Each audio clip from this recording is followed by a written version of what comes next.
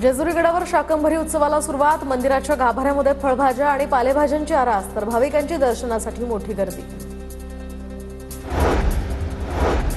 जागतिक बँकेकडून राज्याला पूर नियंत्रणासाठी 3200 कोटींचा निधी उपलब्ध होणार। यातनं सांगली पालिकेला 500 कोटींचा निधी मंजूर होण्याची शक्यता।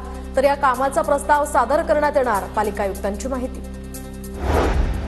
भुसावळ मध्यवर्ती भागामध्ये रोज होतोय वाहतुकीचा खोळंबा, नागरिकांना त्रास, तर वाहतुकीचा मार्ग मोकळा करण्याची वाहनधारकांची मागणी।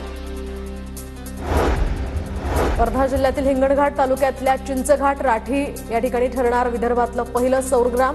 केंद्र शासनाच्या पंतप्रधान सूर्यघर मोफत वीज योजनेमध्ये याचा सहभाग, तर प्रत्येक छतावर होणार सौर ऊर्जा निर्मिती।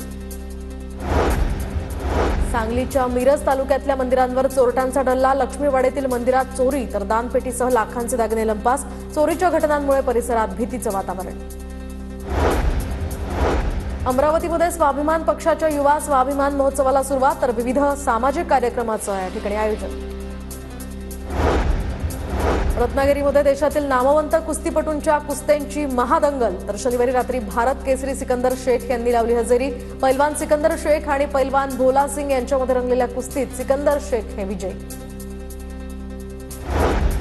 तुळजाभवानी तीर्थक्षेत्राचा 2100 कोटी रुपयांचा विकास आराखडा मुख्यमंत्र्यांकडे सादर, तर प्रस्तावित आराखड्याची आता प्रकल्प किंमत ही 1328 कोटींवरून 2100 कोटींवर, तर भूसंपादन प्रक्रियेसाठी 500 कोटी रुपयांची तरतूद।